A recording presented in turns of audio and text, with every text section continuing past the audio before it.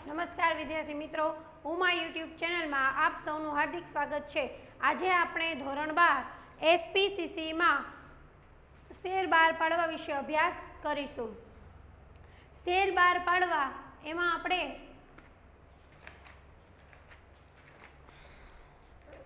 સમજાતા પ્રસ્તાવના અને શેર અરજીની વિધિ। શેર અરજી અંગેની વિધિમાં બેંકમાં ખાતું ખોલાવવું, શેર અરજી મેળવવી, શેર અરજીઓનું વર્ગીકરણ, શેર વેચણી અને વેચણી પત્રક, આટલા પોઈન્ટ આપણે જોયા હતા। એના પછી શેર વેચણી અંગેની વિધિ। શેર વેચણી અંગેની વિધિ એમાં શેર વેચણીની વિધિ અને શેર વેચણી અંગે કાયદેસરના નિયંત્રણ અને જોગવાઈઓ, અનિયમિત શેર વેચણી અને ગેરકાયદેસર શેર વેચણી, અનિયમિત શેર વેચણીની અસરો, અનિયમિત શેર વેચણીની કેટલી અસરો છે, અનિયમિત શેર વેચણીની અસરો અને ગેરકાયદેસર શેર વેચણી એટલે શું, ગેરકાયદેસર શેર વેચણી એટલે શું અને અનિયમિત અને ગેરકાયદેસર શેર વેચણીનો તફાવત, આટલું આપણે જોયું હતું। એના પછી ત્યાગપત્ર અને શેર વેચણી પત્રક। ત્યાગપત્ર એટલે શું તો કે વર્તમાન શેર હોલ્ડર હોય એને વધારાના શેર આપે કંપની, હકના શેર જેને કહેવાય એને કહેવાય ત્યાગપત્ર। પછી શેર વેચણી પત્રક અને શેર વેચણી અંગે સેક્રેટરીની ફરજો, શેરના હપ્તા, શેર હપ્તા મંગાવવાની વિધિ, આટલા પોઈન્ટ આપણે જોયા હતા। એના પછી છે શેર જપ્તી। શેર જપ્તી એટલે શું એ આપણે જોવાનું છે।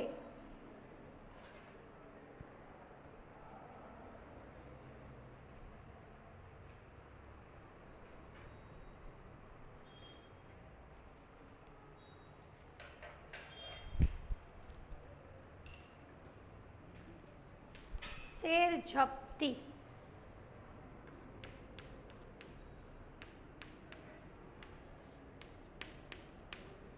શેર જપ્તી શેર ઉપર બાકી હપ્તો। શેર હપ્તા એટલે શું તો કે શેર હપ્તા એટલે કે કંપની જે મહિને મહિને માસિક વ્યાજ લે છે, માસિક હપ્તા લે એને કહેવાય શેર ઉપર હપ્તા। હવે આવે છે શેર જપ્તી। શેર ઉપર બાકી હપ્તો શેર હોલ્ડરો પાસેથી મંગાવવામાં આવે છે। શેર ઉપર જે બાકી હપ્તો છે એ શેર હોલ્ડરો પાસેથી મંગાવવામાં આવે। આવો હપ્તો ન ભરનાર શેર હોલ્ડરના શેર જપ્ત કરવામાં આવે છે। આ હપ્તો ન ભરનારના શેર હોલ્ડરમાં શેર પર જપ્ત કરવામાં આવે। એનો અર્થ શું? શેર જપ્તી એટલે શેર પર મંગાવવું, શેર જપ્તી એટલે શેર પર મંગાવેલો હપ્તો વસૂલ નહીં આવતા આખરના ઉપાય તરીકે શેર ઉપર ભરાયેલી રકમ જપ્ત કરવી। શેર જપ્તી એટલે શું તો કે શેર જપ્તી એટલે શેર ઉપર મંગાવેલ હપ્તો, શેર ઉપર જે હપ્તો મંગાવ્યો હોય એ વસૂલ ન થાય ત્યારે આખરના ઉપાય તરીકે શેર ઉપર ભરાયેલી રકમ જપ્ત કરવી। વ્યાખ્યા છે શેર જપ્તી એટલે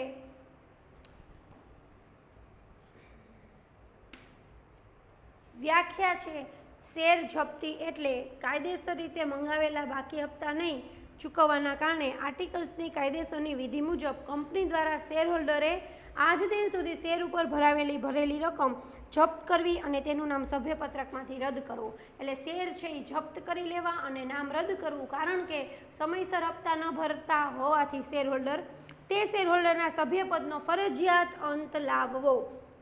આમ શેર જપ્તી એ કંપનીના સંચાલકોએ લીધેલું એક પ્રકારનું શિક્ષાત્મક પગલું છે। શેર જપ્તી માટે નિયમન પત્રમાં સત્તા હોવી જોઈએ। હવે આવે છે શેર જપ્તીની વિધિ। શેર જપ્તીની વિધિ। શેર જપ્તીની વિધિમાં બાકી હપ્તાની યાદી તૈયાર કરવી,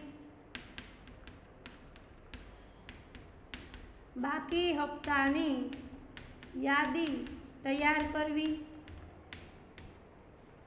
બીજો પોઈન્ટ છે સંચાલક મંડળ સમક્ષ રજૂ કરવી બાકી હપ્તાની યાદી।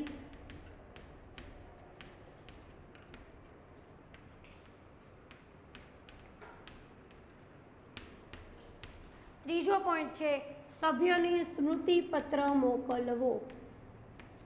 સભ્યોને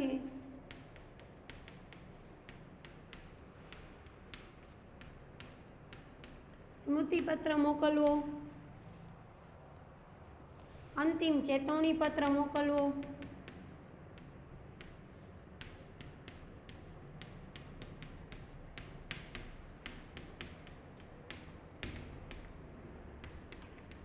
અંતિમ ચેતવણી પત્ર મોકલવું, શેર જપ્તીનો ઠરાવ પસાર કરવો,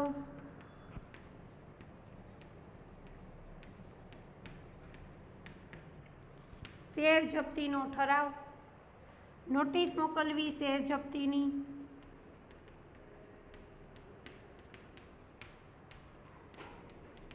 શેર જપ્તીની નોટિસ મોકલવી, જાહેર નોટિસ મોકલવી, સભ્યપત્રક નોંધ કરવી,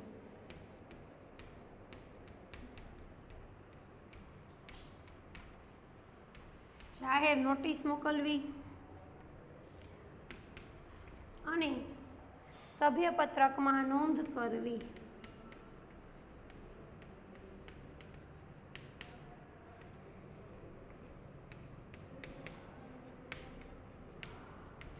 સભ્યપત્રકમાં નોંધ કરવી.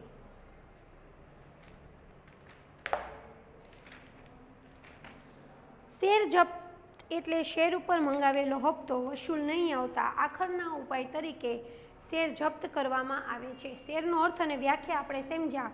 હવે આવે છે શેર જપ્તીની વિધિ. કંપનીના આર્ટિકલ્સમાં શેર જપ્ત કરવા માટેની વિધિ આપેલી છે, જે નીચે મુજબ છે. શેર જપ્તીની વિધિ કેવી રીતે થાય? તો કે પહેલાં તો બાકી હપ્તાની યાદી તૈયાર કરવી. સેક્રેટરી બેંક પાસેથી ભરેલી ભરણા ચિઠ્ઠી, બેંક પાસેથી જે મળેલી ભરણા ચિઠ્ઠી છે એ પરથી જે સભ્યોને શેર પરના હપ્તાની રકમ ભરી ન હોય એની યાદી તૈયાર કરે છે. બાકી હપ્તાની યાદી સંચાલક મંડળ સમક્ષ રજૂ કરવી. બાકી હપ્તાની યાદી તૈયાર થઈ જાય પછી તે સંચાલક મંડળ સમક્ષ જરૂરી ચર્ચા વિચારણા કરી જપ્તીના નિર્ણય માટે રજૂ કરવામાં આવે છે.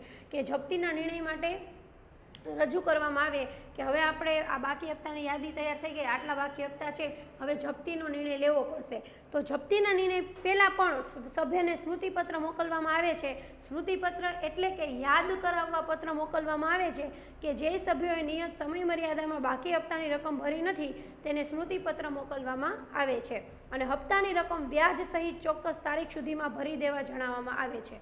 કે હપ્તાની રકમ છે એ વ્યાજ સહિત ભરવાની હોય છે. એને સ્મૃતિપત્ર એટલે કે યાદ કરાવે છે કે તમારે હપ્તાની રકમ છે એ વ્યાજ સહિત ભરવાની હોય છે. પછી અંતિમ ચેતવણી પત્ર. પહેલાં સ્મૃતિપત્ર મોકલવામાં આવે છે, પછી અંતિમ ચેતવણી પત્ર મોકલવામાં આવે છે કે સભ્યને પહેલાં સ્મૃતિપત્ર મોકલવા છતાં તેનો કોઈ પ્રતિભાવ નથી મળતો એટલે ચેતવણી પત્ર રજિસ્ટર પોસ્ટથી મોકલવામાં આવે છે. જે પત્ર મળી એથી 14 દિવસમાં વ્યાજ સહિત નાણાં ભરવાની તાકીદ કરવામાં આવે છે. કે સ્મૃતિપત્ર મોકલો પછી 14 દિવસમાં એને નાણાં ભરી દેવાના હોય છે. આ તાકીદનું પાલન નહીં થાય તો શેર જપ્ત થશે એવી ચેતવણી આપવામાં આવે છે.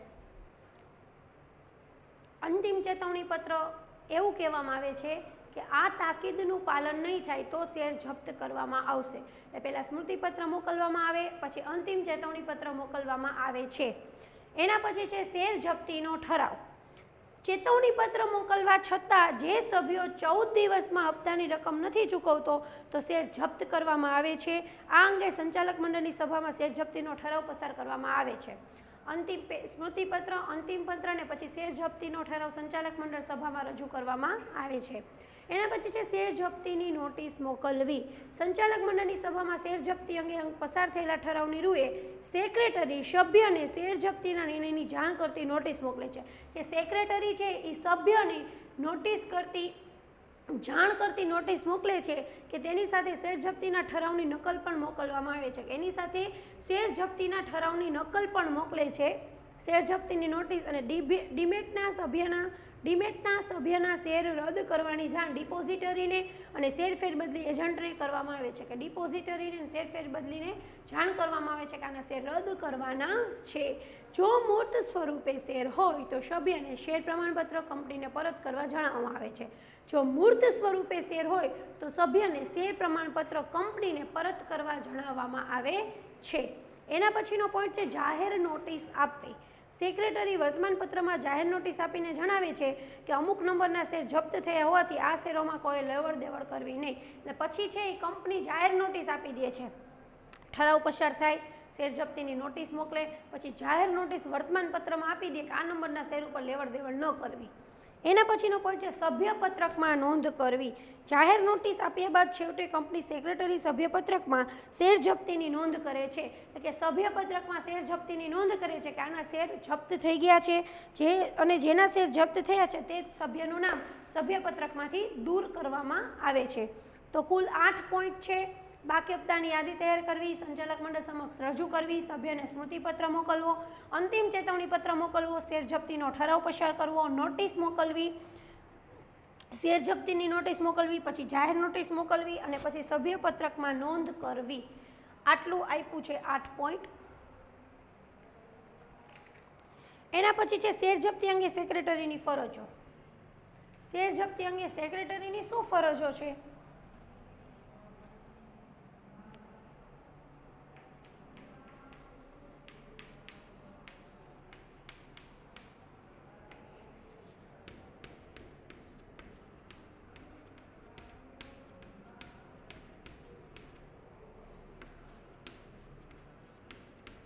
શેર જપ્તી અંગે સેક્રેટરીની ફરજો.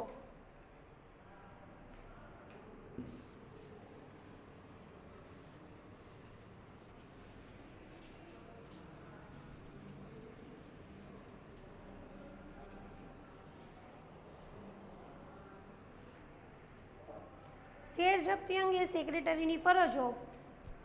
શેર જપ્તી અંગે નિયમન પત્રની જોગવાઈ ચકાસે છે. નિયમન પત્રમાં જોગવાઈ હોવી જોઈએ.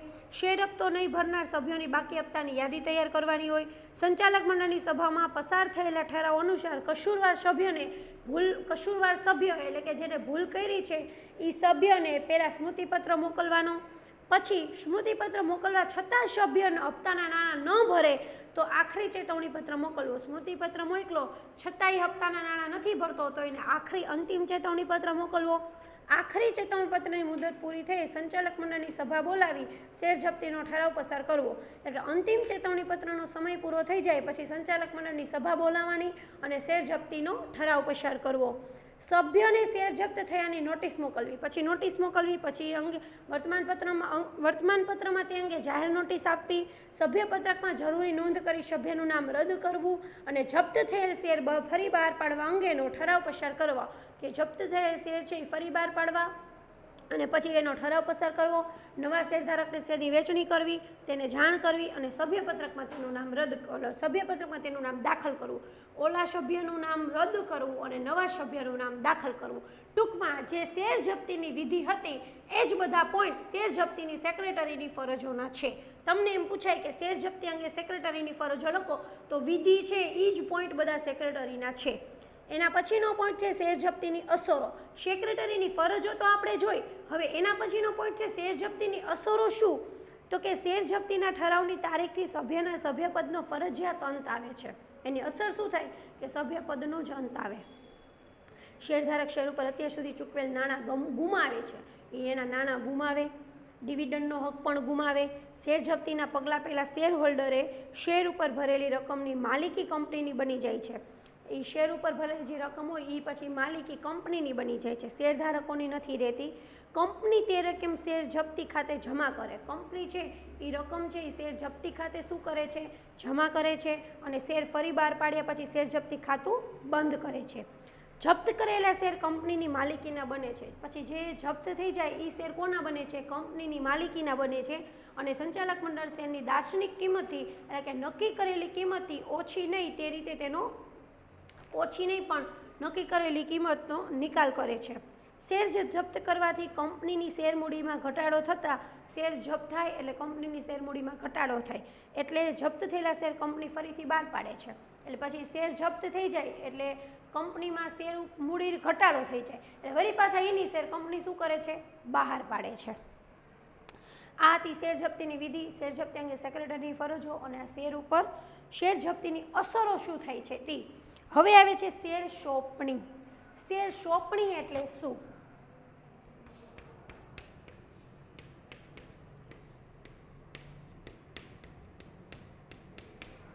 શેર સોંપણી સામાન્ય અર્થમાં શેર સોંપણી એટલે કંપનીને શેર પ્રમાણપત્ર પરત કરવા.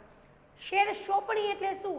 કે શેર સોંપણી એટલે સામાન્ય રીતે કંપનીને જ એના પ્રમાણપત્ર પાછા આપવા. આ ખ્યાલ માત્ર મૂર્ત સ્વરૂપના શેરને લાગુ પડે છે. શેર સોંપણીના સંજોગો. ક્યારે આવા શેર સોંપણીના સંજોગો બને? તો કે શેર પ્રમાણપત્રમાં શેરફેર બદલી અંગે નોંધ કરવાની જગ્યા ન હોય, શેરફેર બદલી થાય એમ ન હોય ત્યારે, શેર પ્રમાણપત્ર ફાટી જાય ત્યારે, શેર પ્રમાણપત્ર વાંચી શકાય તેમ ન હોય ત્યારે, શેરનું એકત્રીકરણ કરવું, શેરનું વિભાગીકરણ કરવું. એટલે 5 પોઈન્ટ હોય કે શેર ફેરબદલી અંગે જગ્યા ન હોય, શેર પ્રમાણપત્ર ફાટી જાય, શેર પ્રમાણપત્ર વાંચી શકાય તેમ ન હોય ત્યારે શેરનું એકત્રીકરણ કરવું અને શેરનું વિભાગીકરણ કરવું. હવે શેર સોંપણી, એના પછીનો પોઈન્ટ છે શેર પર વિશેષ હક. શેર ઉપર વિશેષ હક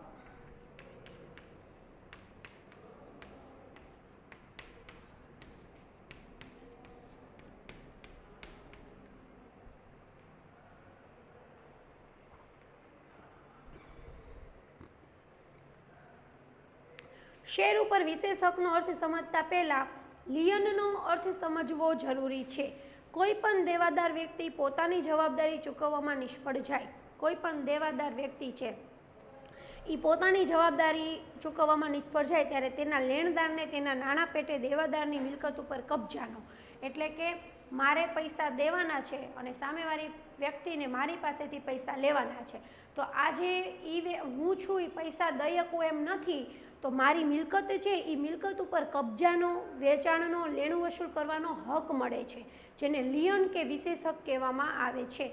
તમને એમ પૂછાય કે શેર લિયન એટલે શું, તોય તમારે આ જ જવાબ લખવાનો રહે કે કોઈ પણ દેવાદાર વ્યક્તિ કે જેને પૈસા ચૂકવવાના છે, એ પૈસા ચૂકવવાના છે એ વ્યક્તિ પોતાની જવાબદારી ચૂકવવામાં નિષ્ફળ જાય ત્યારે તેના લેણદારને તેના નાણાં પેટે દેવાદારની મિલકત ઉપર કબજાનો, વેચાણનો, લેણું વસૂલ કરવાનો હક મળે છે, જેને લિયન કે વિશેષ હક કહેવાય છે.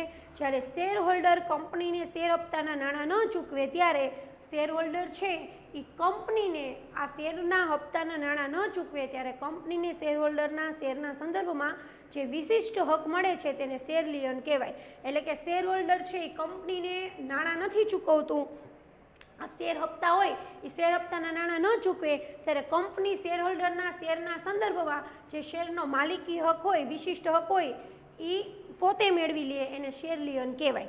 કંપની આવા હકનો ઉપયોગ ક્યારે જ કરે, ઉપયોગ કરી મતાધિકાર અટકાવી શકશે, શેર ફેરબદલી અટકાવી શકે, ડિવિડન્ડ, બોનસ શેર અટકાવી શકે. એટલે કે શું કહે છે કે કંપની આવા હકનો ઉપયોગ કરી મતાધિકાર અટકાવી શકે, શેર ફેરબદલી અટકાવી શકે, ડિવિડન્ડ, બોનસ શેર આ બધું અટકાવી શકે. શેર હોલ્ડર શેર ઉપર આપવા જોગ નાણાં ન ચૂકે તેના સંબંધમાં કંપની શેર ઉપર વિશેષ હક એટલે કે લિયન ધરાવે છે. શેર હોલ્ડર શેર ઉપર આવા જોગ નાણાં ન ચૂકવે ત્યારે તેના સંબંધમાં કંપની શેર ઉપર વિશેષ હક કે લિયન ધરાવે છે. એટલે કે હપ્તાના નાણાં સમયસર ન ભરે અને હપ્તાના નાણાં હાવ ન ભરે ત્યારે એની જે મિલકત હોય ત્યારે કંપની છે એની મિલકત ઉપર કબજો મેળવે એને કહેવાય શેર ઉપર વિશેષ હક. અને ત્યારે કંપની છે એ સભ્યને મતાધિકાર અટકાવી શકે, બોનસ શેર અટકાવી શકે, ડિવિડન્ડ અટકાવી શકે, શેર ફેરબદલી પણ અટકાવી શકે. આ હતું શેર ઉપર વિશેષ હક. હવે છે શેર ડિવિડન્ડ. ડિવિડન્ડ એટલે શું? છેલ્લો પોઈન્ટ છે શેર ડિવિડન્ડ.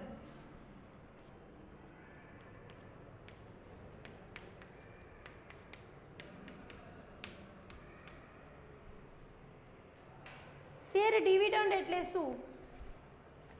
કંપની વર્ષના અંતે મળેલ નફામાંથી કરવેરા ચૂકવે છે. કંપની છે એ વર્ષના અંતે મળેલ નફામાંથી કરવેરા ચૂકવે છે. એટલે કે વર્ષના અંતે જે નફો થાય એમાંથી કરવેરા ચૂકવે. કરવેરા ચૂકવ્યા બાદ રહેતા નફાને વેચણીપાત્ર નફો કહેવાય. કરવેરા ચૂકવાઈ જાય પછી જે નફો વધે એને વેચણીપાત્ર નફો કહેવાય. વેચણીપાત્ર નફા પૈકી કેટલાક નફો કંપનીમાં અનામત રાખવામાં આવે છે.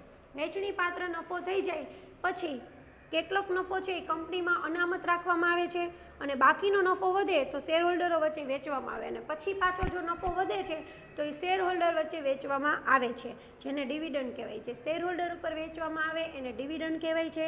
આમ ડિવિડન્ડ એટલે કંપનીના વેચણીપાત્ર નફામાંથી કંપનીએ તેના શેર હોલ્ડરને તેમને ધારણ કરેલ શેરની વસૂલાવેલ કિંમતના પ્રમાણમાં આપેલ ભાગ જે રોકડ સ્વરૂપે હોય, શેર સ્વરૂપે હોય કે અન્ય સ્વરૂપે હોય. એટલે ડિવિડન્ડ છે એ રોકડ સ્વરૂપે હોઈ શકે, શેર સ્વરૂપે હોઈ શકે અને અન્ય સ્વરૂપે પણ હોઈ શકે. ભારતમાં કંપનીના કાયદા મુજબ કંપની ફક્ત રોકડ સ્વરૂપે ડિવિડન્ડ વેચી શકે છે. ભારતમાં કાયદો એવો છે કે કંપની છે એ ફક્ત રોકડ સ્વરૂપે જ ડિવિડન્ડ વેચી શકે છે. એટલે કે જે આ ડિવિડન્ડ છે એ કંપનીને મળેલ નફો અમુક ટકા અનામત રાખવામાં આવે છે અને અમુક ટકા નફો છે એ શેર હોલ્ડરોને વહેંચવામાં આવે છે. એ પછી ડિવિડન્ડ બે પ્રકારના હોય છે, વચગાળાનું ડિવિડન્ડ અને આખરનું ડિવિડન્ડ. તમને એમ પૂછવામાં આવે કે ડિવિડન્ડ કેટલા પ્રકારના હોય, તો તમારે એમ જવાબ દેવાનો હોય કે ડિવિડન્ડ બે પ્રકારના હોય છે, વચગાળાનું ડિવિડન્ડ અને વાર્ષિક ડિવિડન્ડ એટલે કે આખર ડિવિડન્ડ બે પ્રકારના હોય. વચગાળાનું ડિવિડન્ડ સામાન્ય રીતે અર્ધવાર્ષિક હોય છે, એટલે કે અર્ધવાર્ષિક રીતે આપવામાં આવે છે. અર્ધવાર્ષિક એટલે શું કે વચગાળાનું ડિવિડન્ડ 6 મહિના પછી આપવામાં આવે છે, એટલે અર્ધવાર્ષિક. અને જ્યારે વાર્ષિક ડિવિડન્ડ વર્ષના અંતે વહેંચણીપાત્ર નફામાંથી ચૂકવવામાં આવે છે.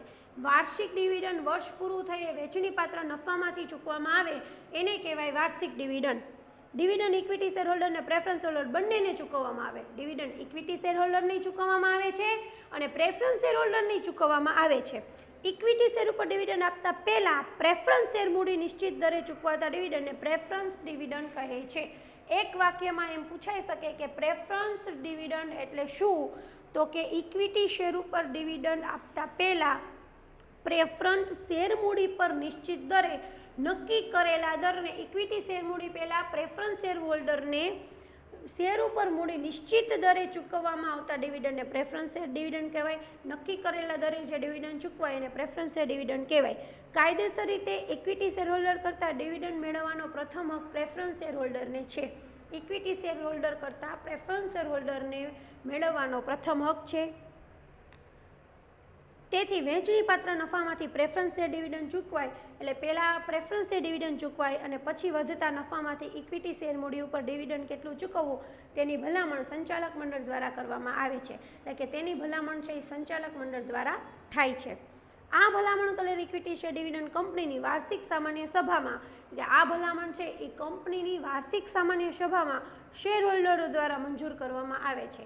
એટલે કે શેર હોલ્ડર દ્વારા એ મંજૂર કરવામાં આવે છે.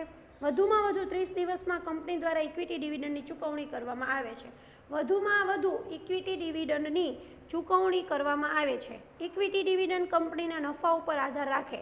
ઇક્વિટી ડિવિડન્ડ છે એ એના નફા ઉપર આધાર રાખે, કેમ કે પ્રેફરન્સ શેરહોલ્ડરને પહેલાં ડિવિડન્ડ ચૂકવાઈ જાય પછી ઇક્વિટી ડિવિડન્ડ કંપનીના નફા ઉપર આધાર રાખે. જો વધારે થયો હોય તો જ પછી ઇક્વિટી શેરહોલ્ડરને ચૂકવાય. કંપની માટે નાણાંની જરૂરિયાત ધ્યાનમાં લઈ સંચાલક મંડળ ડિવિડન્ડનો દર નક્કી કરે છે. કંપની માટે નાણાંની જરૂરિયાત ધ્યાનમાં લઈ કંપની માટે કેટલા પૈસાની જરૂર છે એ ધ્યાનમાં લઈ પછી ડિવિડન્ડનો દર નક્કી થાય છે.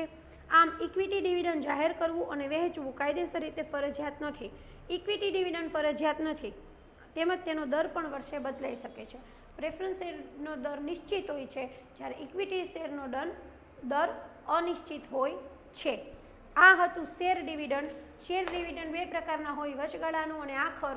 વચગાળાનું ડિવિડન્ડ અર્ધવાર્ષિક કહેવાય. આખરનું ડિવિડન્ડ વર્ષ પૂરું થઈ કંપનીના નફામાંથી જે ચૂકવવામાં આવે એને કહેવાય આખરનું ડિવિડન્ડ. ડિવિડન્ડ ઉપર પહેલો હક પ્રેફરન્સ શેર હોલ્ડરનો છે. એને નક્કી કરેલા દરે ડિવિડન્ડ ચૂકવાય છે અને પછી વધેલા નફામાંથી ઇક્વિટી શેર હોલ્ડરને ડિવિડન્ડ ચૂકવાય છે. તો વિદ્યાર્થી મિત્રો, આજે આપણે શેર જપ્તી સમજ્યા, શેર જપ્તીની વિધિ સમજ્યા, શેર જપ્તી અંગે સેક્રેટરીની ફરજો, શેર જપ્તી અંગે અસરો, શેર સોંપણી, શેર ઉપર વિશેષ હક અને શેર ડિવિડન્ડ. અહીં આપણું આ શેર બહાર પાડવા એ ચેપ્ટર પૂરું થાય છે, જેમાં આપણે શેરનો અર્થથી શરૂ કર્યું હતું. શેર અરજીની વિધિ, શેર વહેંચણી, શેર ફેરબદલી, ત્યાગપત્ર, અનિયમિત શેર વેચણી, ગેરકાયદેસર શેર વેચણી, પછી શેર વેચણી પત્રક અને શેરના હપ્તા, શેર જપ્તી, શેર સોંપણી, શેર ઉપર વિશેષ હક અને ડિવિડન્ડ. આટલું આપણે સમજ્યા. હવે હું તમને જે લખવા આપું છું પાકી બુકમાં, એ એસપીસીસીની પાકી બુકમાં તમારે એક ભાગમાં સીસી વિભાગ અને એક ભાગમાં એસપી વિભાગ એવી રીતે પાર્ટ પાડવાના છે. અને અત્યારે જે પ્રશ્ન તમને હું ટીક કરાવું છું એ તમારે હોમવર્કમાં લખવાના છે, એટલે કે એ તમારી પાકી બુકમાં જ આ પ્રશ્નો લખવાના રહેશે. તો પ્રશ્ન નંબર સ્વાધ્યાય છે, સ્વાધ્યાયના પ્રશ્ન નંબર, સ્વાધ્યાયમાં પ્રશ્ન નંબર 3 છે. નીચેના પ્રશ્નોના ટૂંકમાં જવાબ આપો. એનો પ્રશ્ન નંબર 1, 4, વિજ્ઞાપન પત્ર એટલે શું, શેર જપ્તીની અસરો જણાવો અને શેર સોંપણીના સંજોગો જણાવો.